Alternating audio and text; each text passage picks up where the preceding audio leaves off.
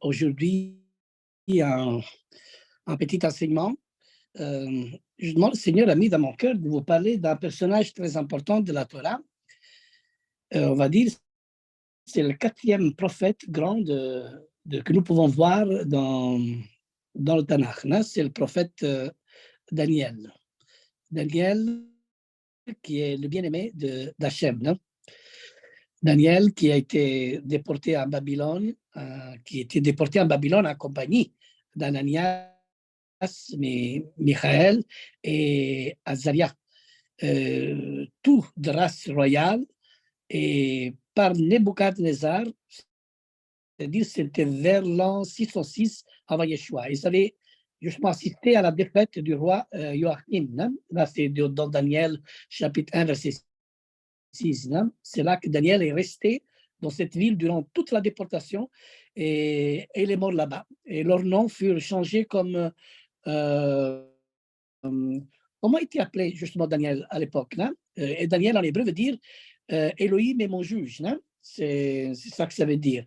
Mais pour nous, ils ont été changés Beltsatsar, qui veut dire éclat de splendeur.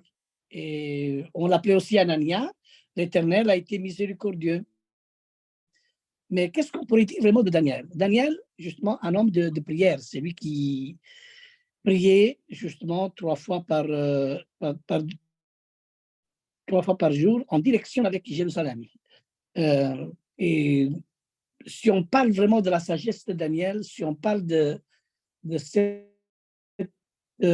homme vraiment, comment Hachem l'a dirigé pour délivrer le peuple, pour mettre justement en valeur la Torah. Et il a été vraiment un homme extraordinaire, vraiment, comme prophète. Et c'est pour ça qu'une des raisons par laquelle nous croyons que le Tanakh est parole de Dieu, parce que le Tanakh contient justement des prophéties qui sont vraies. Le Tanakh contient aussi des prophéties, non seulement des prophéties, mais de l'histoire qui est vraie. Et sans l'histoire, sans les prophéties, comment nous pouvons avancer, vous imaginez. Et Daniel, un homme qui prie, Daniel, un jeune homme qui, d'environ 16 ou 17 ans, va tout perdre à cause du péché de son peuple et de ses pères. Et le temple sera détruit en 587 avant Yeshua HaMashiach, soit environ 10 ans après sa déportation. Et il ne peut plus rien faire pour empêcher le jugement de Dieu sur son peuple. Il ne peut rien faire, mais il se plonge dans les Écritures pour comprendre la pensée de Dieu. Et je crois que nous tous, nous devons plonger dans les Écritures pour comprendre la pensée d'Hachem. Mais qui pourra comprendre la pensée de Dieu? En partie, on connaît, en partie, on prophétise, mais la pensée que nous pouvons avoir n'est pas la pensée de Dieu. Et les pensées de Dieu ne sont pas nos pensées. Et qui pourra sonder les pensées de Dieu? C'est pour ça que Daniel est quelqu'un qui plonge dans les Écritures pour comprendre tous ces mystères cachés. Et Dieu ne fait rien sans révéler ces mystères cachés à ses prophètes. Et lui, c'était un de ces prophètes dans lequel Hachem révélait vraiment à lui des grands mystères. D'ailleurs, dans Daniel chapitre 9, les premiers 3 versets, il dit que la première année de Darius, fils d'Assyrius, de la race des Mèdes, lequel était devenu roi du royaume des Chaldéens, le deuxième verset, la première année de son règne, moi, Daniel, je vis par les livres qu'il devait s'écouler 70 ans pour les ruines de Jérusalem, d'après le nombre des années dont l'Éternel avait parlé à Jérémie, le prophète. Et je tournai ma face vers le Seigneur Dieu afin de recouvrir à la prière et aux supplications et en jeûnant et en prenant le sac et la cendre. Vous voyez, Darius, à l'époque, a pris la ville de Babylone en 539 ans avant Yeshua Mashiach, ce qui signifie que Daniel était dans cette ville depuis environ 67 ans, si on fait le calcul. Hein. Et avant cela, il n'avait pas compris combien de temps allait durer l'exil. C'est donc un homme âgé de plus de 80 ans qui se met en prière pour que l'Éternel rétablisse la ville de Jérusalem et son peuple.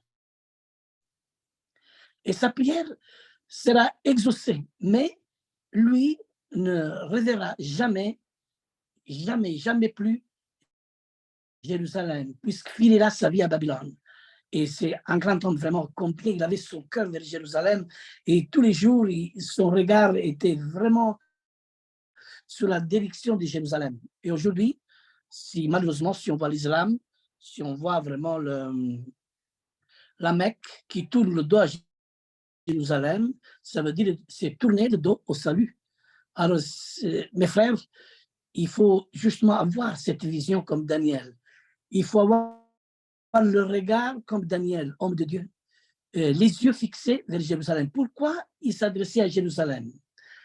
Parce qu'il y a une réponse. Vous savez, de Sion sortira la Torah et de Jérusalem la parole de l'Éternel. Et Hachem a donné justement des grandes révélations à son peuple. Merci Seigneur. Et pourquoi Daniel priait à ce moment? Mais puisque l'Éternel a révélé à Jérémie que l'exil prendrait fin après 70 ans et que Daniel en prend conscience maintenant, pourquoi se met-il à prier justement à ce moment-là? Daniel, alléluia, était un juste, c'était un homme juste. Il n'avait pas participé au péché de ses pères, mais il avait subi les conséquences. Et le prophète Ézéchiel, à l'époque, qui vivait à la même époque dans une autre ville de l'Empire, a écrit ceci. Il dit dans Ézéchiel chapitre 18, verset 4, l'âme qui pêche, c'est celle qui mourra. Et dans le verset 20, il dit l'âme qui pêche, c'est celle qui mourra. Et le fils ne portera pas l'iniquité de son père, et le père ne portera pas l'iniquité de son fils. Et la justice du juste sera sur lui, et la méchanceté du méchant sera sur lui. Et pour bien comprendre ce verset, il faut distinguer deux choses, c'est-à-dire la mort et la souffrance, c'est-à-dire la mort de l'âme et la souffrance. D'ailleurs, si on parle vraiment de la mort de l'âme, depuis la chute d'Adam, tous les hommes sont devenus mortels. Par conséquent, la mort dont parle Ézéchiel n'est pas la mort physique qui s'implique à chacun de nous, bon ou mauvais. Hein? Il s'agit de la mort de l'âme, qui est beaucoup plus grave, car elle consiste à la séparation éternelle avec Dieu, la seule source d'amour. Alléluia, que de la souffrance pour l'éternité. Si l'iniquité d'un homme n'est pas pardonnée suite à un acte de repentance, son âme subit ce châtiment. Il est donc juste que le Fils ne portera pas la conséquence mortelle du péché de son Père. Et Daniel, il en parle, il dit vraiment, le Fils ne portera pas l'iniquité de son Père, et le Père ne portera pas l'iniquité de son Fils. C'est Ézéchiel chapitre 18, verset 20.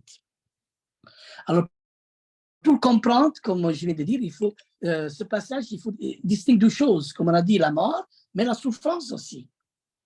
Et Ézéchiel ne parle pas de souffrance humaine, mais nous savons par expérience que les péchés des uns ont des conséquences sur la vie des autres. Et par exemple, ici, Daniel a souffert de l'exil à cause du péché de ses pères. C'est ça la souffrance. Une souffrance qui n'est pas une souffrance humaine.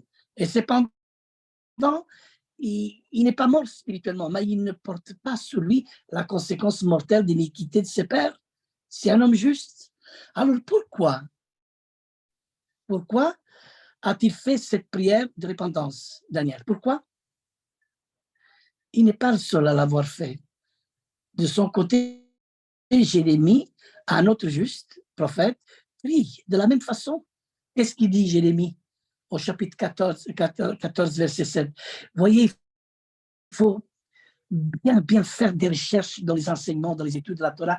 Il y a une immense richesse pour aller dans certaines profondeurs qui nous enrichit à nous tous. C'est vraiment incroyable comment la Torah nous enseigne. Et dans Jérémie chapitre 14, verset 7, le passage il dit « Si nos iniquités témoignent contre nous, agis à cause de ton nom, ô Éternel, car nos infidélités sont nombreuses. Nous avons péché contre toi. » Et Daniel était de la tribu de Yehuda, d'une famille royale. Et Jérémie était de la tribu de Lévi, d'une famille de sacrificateurs. Et ces deux personnages représentaient en quelque sorte la tête du peuple d'Israël. Ils avaient donc une responsabilité spirituelle. Et dans le Tanakh, dans la Bible, Israël est à la fois un peuple et une personne.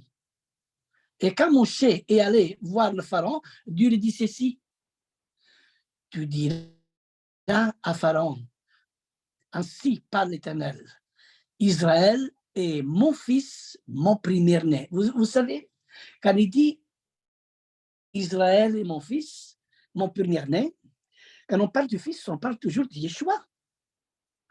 On parle vraiment du premier-né. Et ici, ça se réfère aussi à Israël. Même il dit, laisse partir mon peuple, voulant dire, laisse partir mon fils. Laisse partir mon fils dans la diaspora pour qu'il bénisse toutes les nations. Laisse partir mon peuple parce que mon fils est justement celui qui va annoncer justement au monde la Torah. Laisse partir mon fils. Laisse partir mon fils. Et Dieu laisse partir son fils pour que la Torah puisse être enseignée par un peuple qui reçoit une vocation prophétique et sacerdotale pour faire comprendre au monde qui est le vrai Dieu. Mais il faut bien comprendre le mot laisse partir mon fils. Comment c'est bon ce passage. Bien avant, vous voyez, dans l'histoire de Daniel, un drame avait eu lieu en 722 avant Yeshua, Mashiach, c'est-à-dire la dispersion du royaume du Nord. Il ne restait plus que les tribus du Sud, Juda, Benjamin et Lévi, en exil à Babylone. Il fallait donc que les iniquités des pères et des tribus, en tant que peuple fils de Dieu, soient pardonnées, sous peine de voir mourir l'âme de ce peuple. Ce n'est pas tout, ce n'est pas tout de revenir sur la terre à Jérusalem. Encore faut-il vivre spirituellement en accord avec l'Éternel. Il fallait donc, puisque Daniel venait de comprendre que le retour était imminent, que le pardon de l'Éternel soit accordé au peuple avant ce retour, c'est tout le sens de la prière de Daniel. Une prière de repentance pour vivre. Et quand je garde vraiment ce prophète Daniel, comment lui prie, une prière de repentance, qu'est-ce qu'on pourrait dire nous si on ne parle pas de la repentance? Quel message de bonne nouvelle pouvons-nous donner sans la repentance? Mais c'est justement ce que nous devons annoncer au monde, c'est le message de la repentance. Allez, porter la bonne nouvelle afin que le monde, chaque créature se repente devant lui. Et Daniel, il nous donne l'exemple. Une prière de repentance pour vivre. Et Daniel était conscient de l'importance du moment et de l'enjeu pour le peuple. Un peuple non pardonné qui revient sur sa terre ne pourrait pas survivre en tant que fils de Dieu. Et nous devons comprendre que ce n'est pas parce que Dieu a châtié son fils peuple par l'exil que celui-ci est pardonné. Le pardon n'est accordé que s'il y a teshuva. Et celle-ci commence par la tête du peuple. Teshuva, repentance. Une prière de repentance pour vivre. Mais cette prière, il doit être aussi un modèle du juste. Daniel a pris, regarde, qu'est-ce qu'il a fait Daniel? A pris le sac et la cendre, et il jeûne. C'est-à-dire qu'il se met dans une position d'humilité, chose qu'aujourd'hui on oublie. Quelle est notre position d'humilité? Je pense on a une position peut-être d'humilité. On attrape le rhumatisme avec l'humilité, mais une position d'humilité. Et dans le livre de Jonas, nous voyons que le roi de Ninive et toute la population, jusqu'aux animaux, sont dans la même position pour se repentir. Bien entendu, cela ne suffit pas, car une repentance sans fruit de la repentance n'est qu'une hypocrisie. Il est d'ailleurs écrit dans Ésaïe, chapitre 58, où il parle du vrai jeûne. C'est là, dans ce passage, il dit, dans Ésaïe, chapitre 58, versets 5 et 6, est cela le jeûne auquel je prends plaisir? Un jour où l'homme humilie son âme, courber la tête comme un jonc, et se couche sur le sac et la cendre. Est-ce que là, c'est que tu appelleras un jeûne, un jour agréable à l'Éternel? Voici le jeûne auquel je prends plaisir, dit l'Éternel. Détache les chaînes de la méchanceté, dénue les liens de la servitude, renvoie libre les opprimés et que l'on rompe toute espèce de joug. Voilà. Il faut se détacher des chaînes de la méchanceté. Et où viennent toutes ces méchancetés? Toute cette méchanceté sort du cœur de l'homme. Parce que le cœur de l'homme, il doit être régénéré. Hachem veut nous donner un cœur nouveau. Encore un cœur nouveau pour reconnaître qui est Dieu. Un cœur nouveau. Un cœur circoncis pour reconnaître ce Dieu merveilleux. Vous savez, la prière commence par une reconnaissance de ce qui est Dieu et ce qui est la première des déclarations à faire. Daniel, le chapitre 9, verset 4, le passage il dit, j'ai prié mon Elohim et je lui fis cette confession. Et Daniel y prie, Adonai, Elohim, grand et redoutable, toi, ô Éternel, qui garde ton alliance et qui fait miséricorde à ceux qui t'aiment et qui observent tes commandements. Voyez comment il prie? C'est la manière dans laquelle nous devons prier. Notez bien les noms qui sont utilisés. Adonai, Yod, Hevavé, et l'attribut de bonté. Elohim est le créateur du monde et le juge, le garde des sceaux célestes. C'est lui qui garde l'alliance. Adonai veut dire mon maître, c'est lui auquel il se soumet. Daniel qui est un autre dignitaire du gouvernement de Babylone, reconnaît à haute voix et très précisément le nom complet du Père Céleste. Et chacune est à sa place avant de commencer la prière de repentance.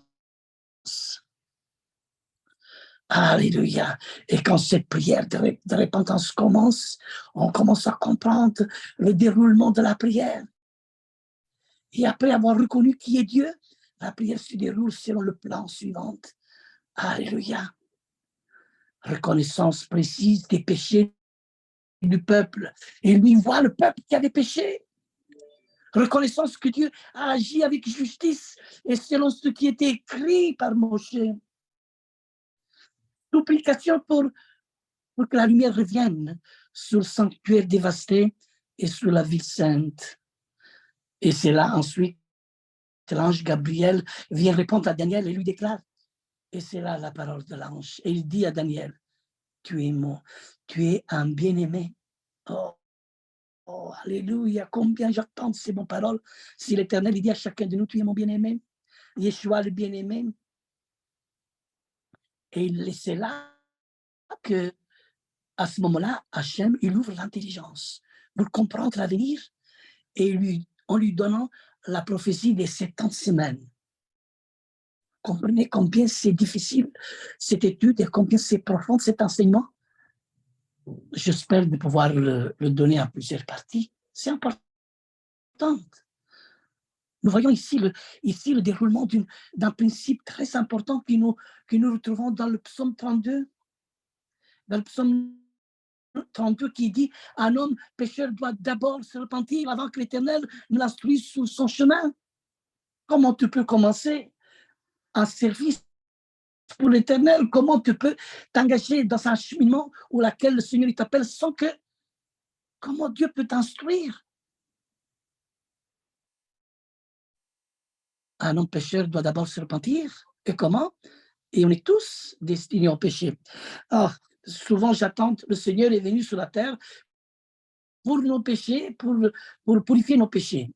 Mais mes amis, tout le monde pêche. Les péchés, on les fait tout le temps. Aujourd'hui, il y a deux classes. Il y a des pécheurs repentis et des pécheurs non repentis. Alors pourquoi Yeshua il est venu? Yeshua il est venu pour nous délivrer de la condamnation éternelle, pour nous délivrer de l'enfer éternel. La mission de Yeshua, c'est de prendre notre place et d'accomplir une mission fidèle jusqu'à la croix. Et justement, lui, il a pris justement toute la malédiction. C'est pour ça que la parole est dit, maudit soit celui qui est mis au poteau ou à la croix. Alléluia. Ce psaume 32 de David. Alléluia. Ce cantique. Que ce passage, il dit heureux, heureux, heureux, c'est lui qui a la transgression remise, à qui le péché est pardonné. Heureux l'homme à qui l'Éternel n'impute pas d'iniquité et dans l'esprit duquel il n'y a point de fraude. Mais qui est sans fraude? Mais il faut être, justement, il faut avoir un esprit dans lequel il n'y a point de fraude. Si dans notre pensée, il y a de la fraude, si dans nos actes, il y a de la fraude, on n'est pas clair devant Dieu. Donc, je me suis tué, mes os se consumaient. Gémissais toute la journée, dit le psaume 32, verset 3. Le verset 4, il dit, car nuit et jour, ta main s'appesantisse,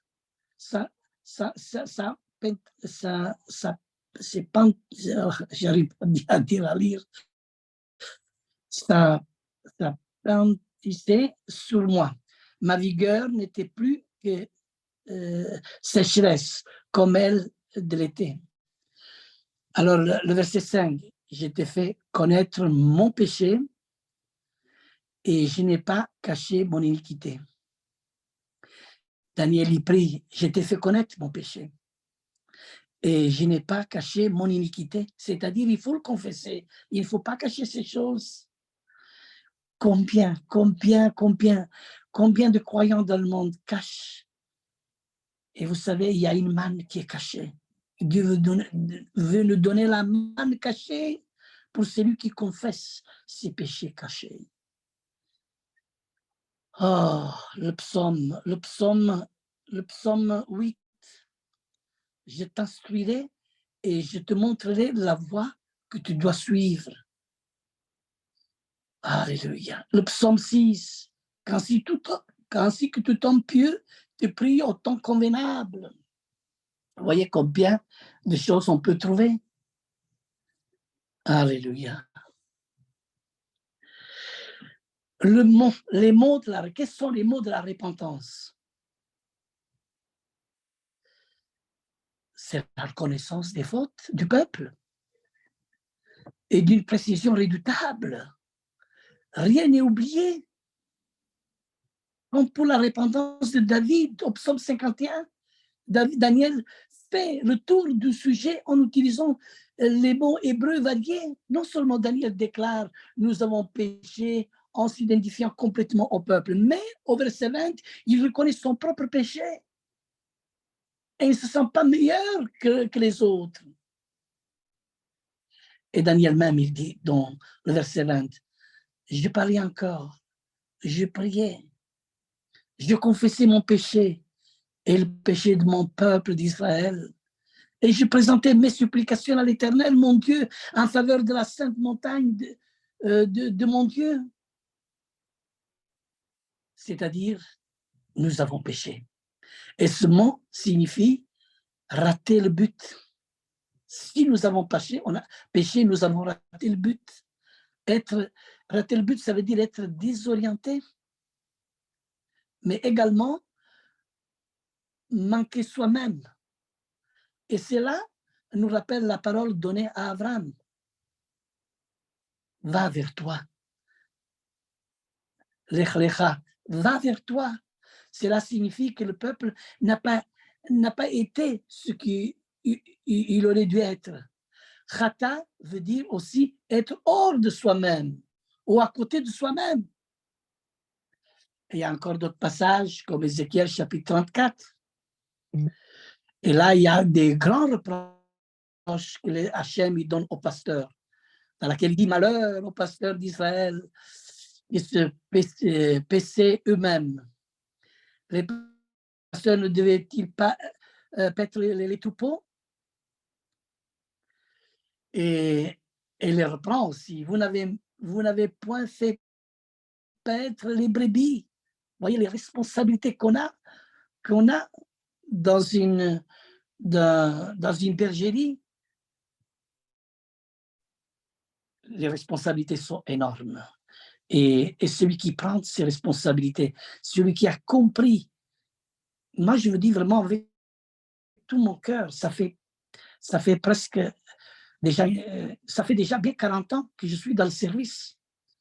Et combien de choses j'ai appris par Hachem, et encore aujourd'hui, j'apprends toujours. Et plus on avance dans la sainteté, le Seigneur, il nous apprend à être plus humble. Pourquoi? Parce que tous les jours, on commet de l'iniquité, tous les jours, on comprend encore de plus en plus qu'on est des pécheurs. Et c'est là qu'on devient comme Daniel. Il faut prier pour les péchés commis, c'est aussi pour les péchés du peuple. Nous avons commis l'iniquité, dit Daniel, Ava en hébreu. Et ce terme veut dire perversion, c'est-à-dire que le peuple a déformé, tordu les Écritures de manière à les adapter à sa propre volonté. C'est pourquoi ainsi parle l'Éternel dans Ézéchiel chapitre 13, verset 8. Parce que vous dites des choses vaines et que vos visions sont des mensonges. Voici, j'en viens à vous, dit le Seigneur l'Éternel. Il y en a beaucoup qui ont des visions avec la télévision peut-être. Hein? Je ne sais pas quelle vision, ils ont beaucoup. Mes amis, mes frères, mes sœurs, aujourd'hui on voit que des visions mensongères. On se permet de dire des choses pour toucher le cœur des autres, pour affaiblir la sensibilité des autres. Vous savez, moi, des fois, je suis tellement rempli de l'amour que je crois tout. Mais après, la Bible dit, il supporte tout. Mais c'est Corinthiens qui le dit au chapitre 13, l'amour croit tout, mais après, il supporte tout. Ça veut dire que toute chose qu'on nous raconte, ce n'est pas la vérité des fois. Et ces choses arriveront parce qu'il égare mon peuple en disant paix, oui, quand il n'y a point de paix, et mon peuple bâtit une muraille. Vous me déshonorez auprès de mon peuple, dit l'Éternel, pour des poignées d'orge et des morceaux de pain. Ah, nous avons été méchants. Oui, c'est ça qu'il dit l'Éternel dans sa parole. Méchant, en hébreu, ça veut dire racha. C'est le resh, le shin, et le haïn. Racha qui représente la méchanceté et la violence contre la loi de Dieu, notamment dans les relations éthiques.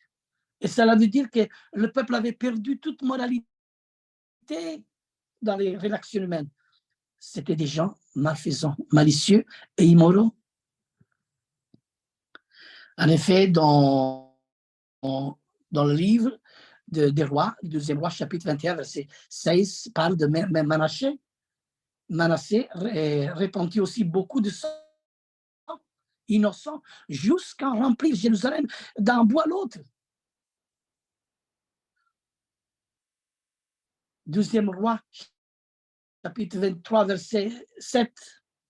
Des prostituées qui étaient dans la maison de l'Éternel et où les femmes tissaient des tentes pour Astarté. Alors, c'est ça l'histoire d'un peuple qui était méchant. Ils étaient aussi rebelles. Vous voyez combien Daniel était vraiment engagé dans cette prière. Il engageait vraiment très fort avec l'Éternel. Alors, on peut être rebelle. Rebelle. Nous avons été rebelles. Qui est aujourd'hui qui n'est pas rebelle? Et si on a vraiment à l'intérieur de nous quelques rébellions, nous devons nous repentir.